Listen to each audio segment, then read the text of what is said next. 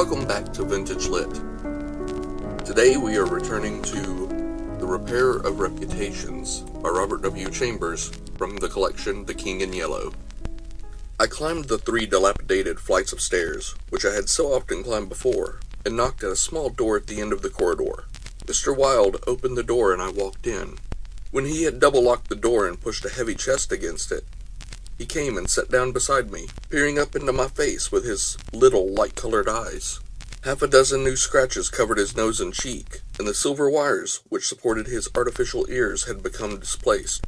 I thought I had never seen him so hideously fascinating. He had no ears. The artificial ones, which now stood out at an angle from the fine wire, were his one weakness. They were made of wax and painted a shell pink, but the rest of his face was yellow. He might better have reveled in the luxury of some artificial fingers for his left hand, which was absolutely fingerless, but it seemed to cause him no inconvenience, and he was satisfied with his wax ears. He was very small, scarcely higher than a child of 10, but his arms were magnificently developed, and his thighs as thick as any athlete's. Still, the most remarkable thing about Mr. Wilde was that a man of his marvelous intelligence and knowledge should have such a head. It was flat and pointed, like the heads of many of those unfortunates whom people imprison in asylums for the weak-minded. Many called him insane, but I knew him to be as sane as I was.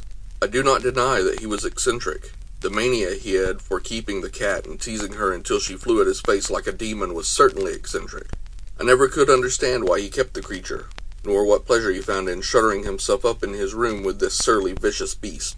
I remember once, glancing up from the manuscript I was studying by the light of some tallow dips, and seeing Mr. Wilde squatting motionless on his high chair, his eyes fairly blazing with excitement, while the cat, which had risen from her place before the stove, came creeping across the floor right at him.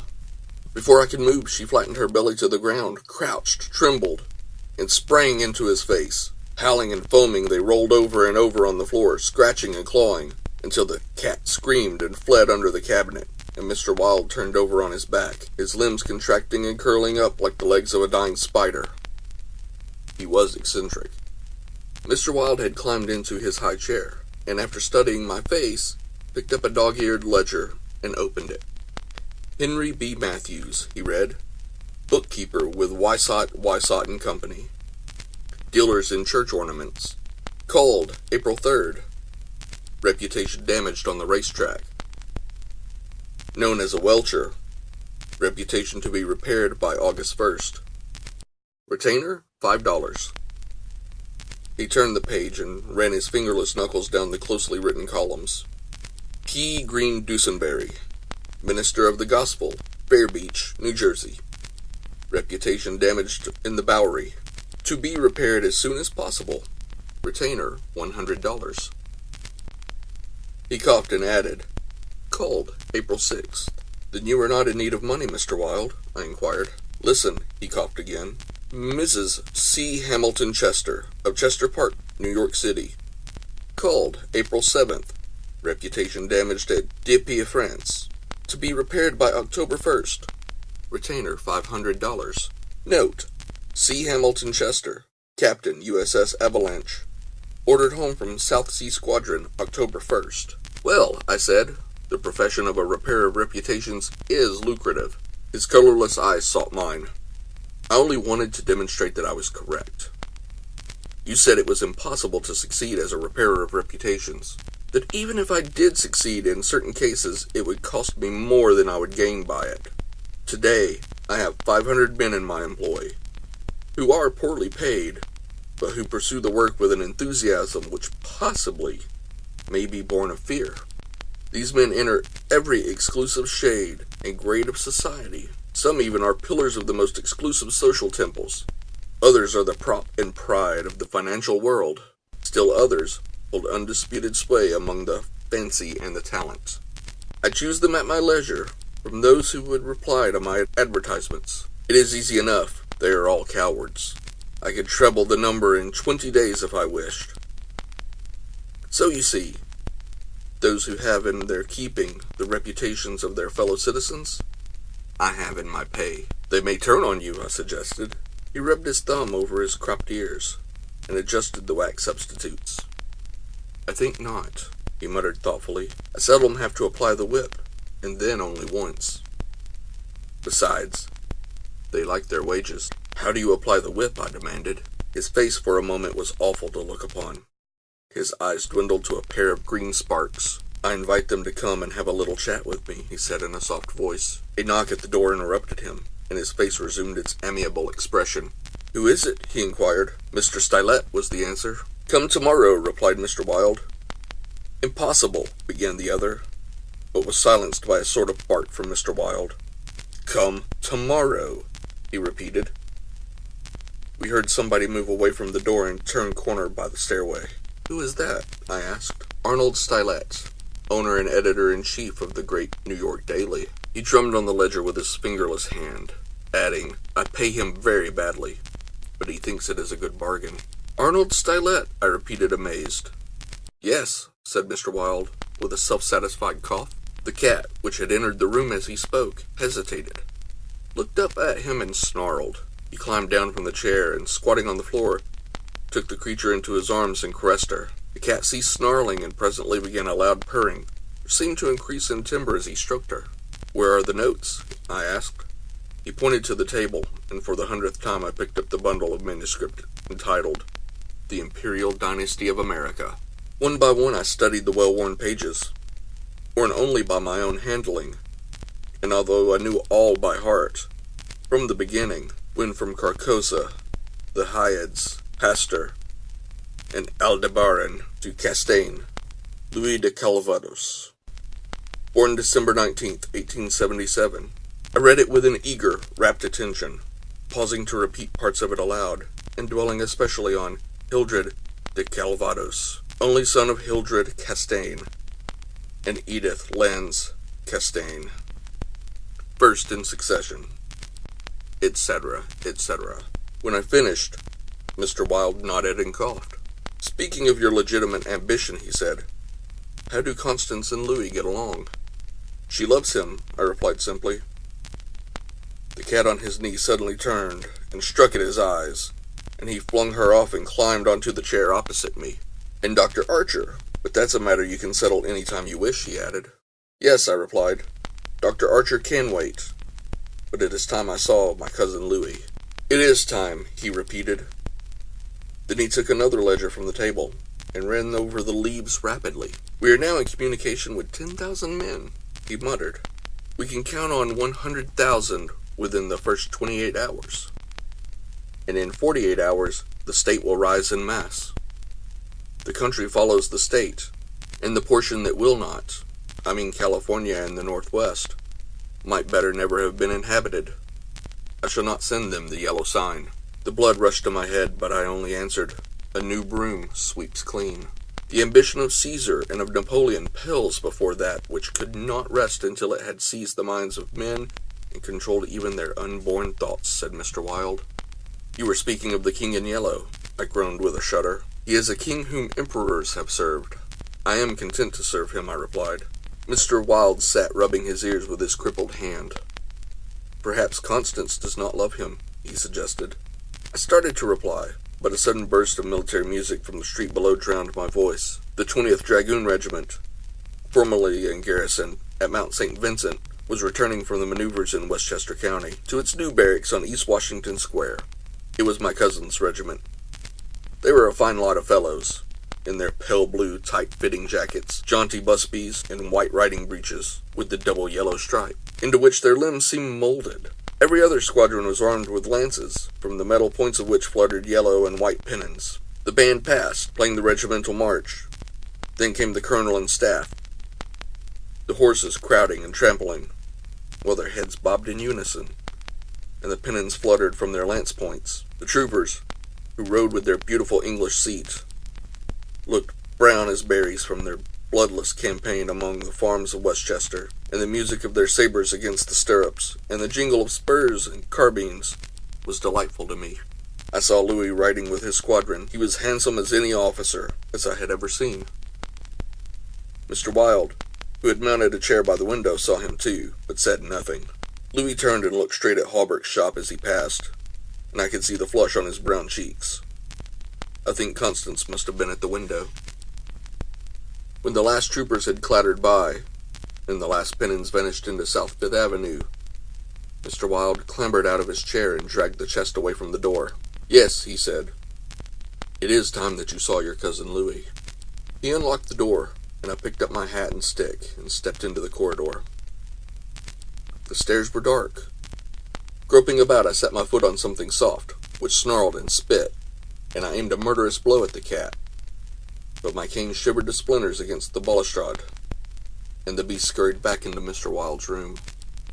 Passing Hawberk's door again, I saw him still at work on the armor, but I did not stop, and stepping out into Bleecker Street, I followed it to Wooster, skirted the grounds of the lethal chamber, and crossing Washington Park, went straight to my rooms in the Benedict. Here I lunched comfortably, read the Herald and the Meteor, and finally went to the steel safe in my bedroom and set the time combination.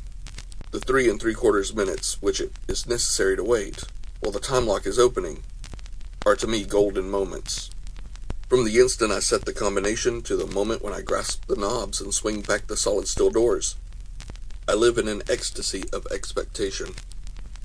Those moments must be like moments passed in paradise. I know what I am to find at the end of the time limit. I know what the massive safe holds secure for me. For me alone. And the exquisite pleasure of waiting is hardly enhanced when the safe opens and I lift, from its velvet crown, a diadem of purest gold, blazing with diamonds. I do this every day, and yet the joy of waiting, and at last touching again the diadem, only seems to increase as the days pass.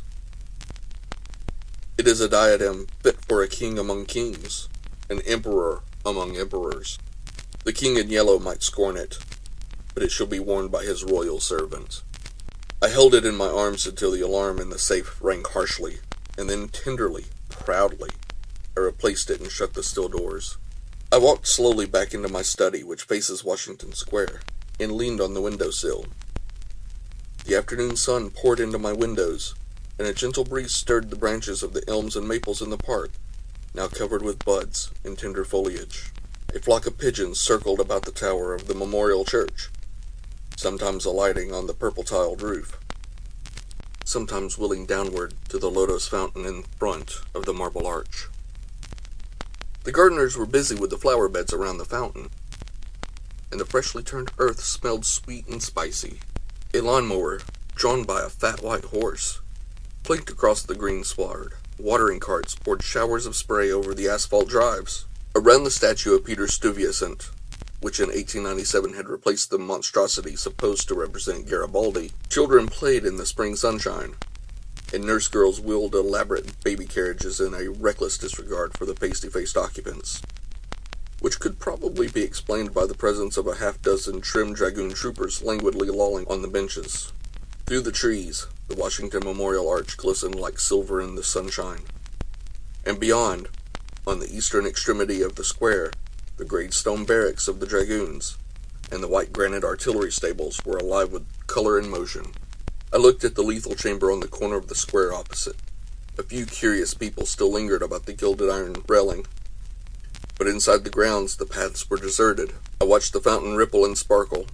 The sparrows had already found this new bathing nook, and the basins were covered with the dusty feathered little things too. 2 or 3 white peacocks picked their way across the lawns, and a drab-colored pigeon sat so motionless on the arm of one of the fates that it seemed to be a part of the sculpted stone. As I was turning carelessly away, a slight commotion in the group of curious loiterers around the gate attracted my attention. A young man had entered, and was advancing with nervous strides along the gravel path which leads to the bronze door of the lethal chamber.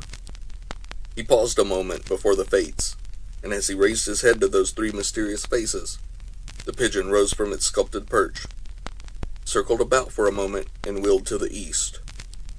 The young man pressed his hand to his face, and then with an undefinable gesture, sprang up the marble steps.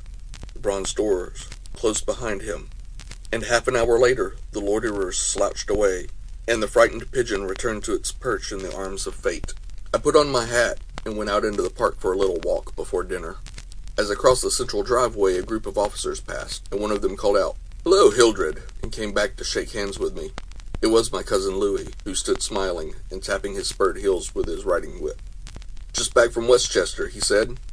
Been doing the bucolic. Milk and curds, you know. Dairy maids in sunbonnets who say, yow, and I don't think when you tell them they are pretty. I'm nearly dead for a square meal at Delmonico. What's the news? There is none, I replied pleasantly. I saw your regiment coming in this morning. Did you? I didn't see you. Where were you? In Mr. Wilde's window. Oh, hell, he began impatiently. That man is stark mad. I don't understand why you... He saw how annoyed I felt by this outburst and begged my pardon. Really, old chap, he said, I don't mean to run down a man you like, but for the life of me, I can't see what the deuce you find in common with Mr. Wilde. He's not well bred, to put it generously. He is hideously deformed. His head is the head of a criminally insane person. You know yourself he's been in an asylum. So have I interrupted calmly. Louie looked startled and confused for a moment, but recovered and slapped me heartily on the shoulder. You were completely cured, he began, but I stopped him again. I suppose you mean that I was simply acknowledged never to have been insane. Of course that's what I meant, he laughed. I disliked his laugh because I knew it was forced, but I nodded gaily and asked him where he was going. Louie looked after his brother officers who had now almost reached Broadway. We had intended to sample a Brunswick cocktail, but to tell you the truth, I was anxious for an excuse to go and see Hallberg instead. Come along, I'll make you my excuse. We found old Hallberg, neatly attired in a fresh spring suit, standing at the door of his shop and sniffing the air. I had just decided to take Constance for a little stroll before dinner, he replied to the impetuous volley of questions from Louie. We thought of walking on the park terrace along the North River. At that moment, Constance appeared, and grew pale and rosy by turns as Louie bent over her small gloved fingers. I tried to excuse myself, alleging an engagement uptown, but Louie and Constance would not listen, and I saw I was expected to remain engaged old Hallberg's attention. After all, it would be just as well if I kept my eye on Louie, I thought, and when they held a Spring Street horse car, I got in after them and took my seat beside the armorer. The beautiful line of parks and granite terraces overlooking the wharves along the North River, which were built in 1910 and finished in the autumn of 1917, had become one of the most popular promenades in the metropolis. They extended from the Battery of 190th Street, overlooking the noble river and affording a fine view of the Jersey shore and the highlands opposite. Cafes and restaurants were scattered here and there among the trees, and twice a week military bands from the garrison played in the kiosks on the parapets. We sat down in the sunshine on the bench at the foot of the equestrian statue of General Sheridan. Constance tipped her sunshade to shield her eyes, and she and Louie began a murmuring conversation which was impossible to catch. Old Hallberg, leaning on his ivory-headed cane, lighted an excellent cigar, the mate to which I politely refused and smiled at vacancy. The sun hung low over the Staten Island woods, and the bay was dyed with golden hues reflected from the sun-warmed sails of the shipping in the harbor. Brigs, schooners, yachts, clumsy ferry boats, their decks swarming with people, railroad transports carrying lines of brown, blue, and white freight cars, stately sound steamers, the Class A tramp steamers, coasters, dredgers, scows, and everywhere pervading the entire bay, impudent little tugs puffing and whistling officiously. These were the craft which churned the sunlight waters as far as the eye could reach, in calm contrast to the hurry of sailing vessels and the steamers. A silent fleet of white warships lay motionless in midstream. Constance's merry laugh aroused me from my reverie. "What are you staring at?" she inquired. "Nothing. The fleet," I smiled. Then Louie told us of what the vessels were, pointing out each by its relative position to the old red fort on Governor's Island. "That little cigar-shaped thing is a torpedo boat," he explained. "There are 4 more lying close together. They are the Tarpon, the Falcon, the Sea Fox, and the Octopus. The gunboats just above are the Princeton, the Champlain, the Stillwater, and the Erie. Next to them lie the cruisers Farragut and Los Angeles, and above them the battleships California and Dakota, and the Washington, which is the flagship. Those 2 squatty-looking chunks of metal which are anchored there off Castle William are the double-turreted monitors, terrible and magnificent. Behind them lies the ram, Osceola." Constance looked at him with deep approval in her beautiful eyes. "What loads of things you know for a soldier," she said, and we all joined in the laugh which followed. Presently, Louie rose with a nod to us and offered his arm to Constance, and they strolled away along the river wall. Hallberg watched them for a moment and then turned to me. "Mr. Wilde was right," he said. "I have found the missing tassets and left Coussard of the Princes emblazoned, in a vile old junk garret in Pell Street." 998, I inquired with a smile. "Yes. Mr. Wilde is a very intelligent man," I observed. "I want to give him the credit of his most important discovery," continued Hallberg, "and I intend it shall be known that he is entitled to the fame of it. "He won't thank you for that," I answered sharply. "Please say nothing about it." "Do you know what it is worth?" said Hawberk. "No. $50, perhaps. It is valued at $500. But the owner of the Prince's Emblazoned will give $2,000 to the person who completes his suit. That reward also belongs to Mr. Wilde." "He doesn't want it. He refuses it," I answered angrily. "What do you know about Mr. Wilde? He doesn't need the money. He is rich, or will be, richer than any living man except myself. What will we care for money then? What will we care? He and I. When? When what?" demanded Hawberk, astonished. "You will see," I replied, on my guard again. He looked at me narrowly, much as Dr. Archer used to, and I knew he thought I was mentally unsound. Perhaps it was fortunate for him that he did not use the word lunatic just then. "No," I replied to his unspoken thoughts, "I am not mentally weak. My mind is as healthy as Mr. Wilde's.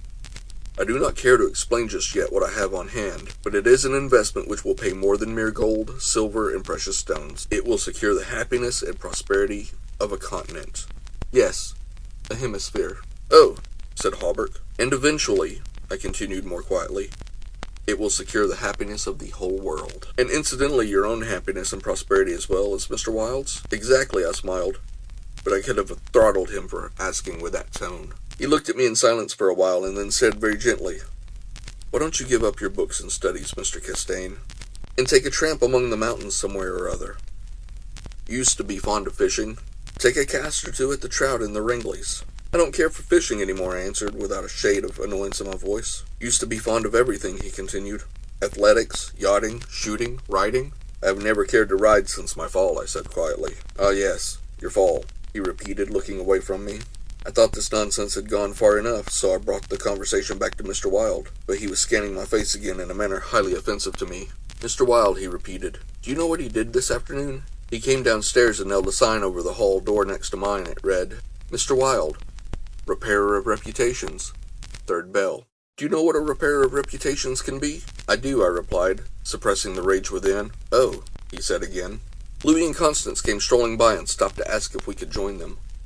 Hawberk looked at his watch. At that same moment, a puff of smoke shot from the casements of Castle William, and the boom of the sunset gun rolled across the water, and was re-echoed from the highlands opposite. The flag came running down from the flagpole. The bugle sounded on the white decks of the warships, and the first electric lights sparkled out from the Jersey shore.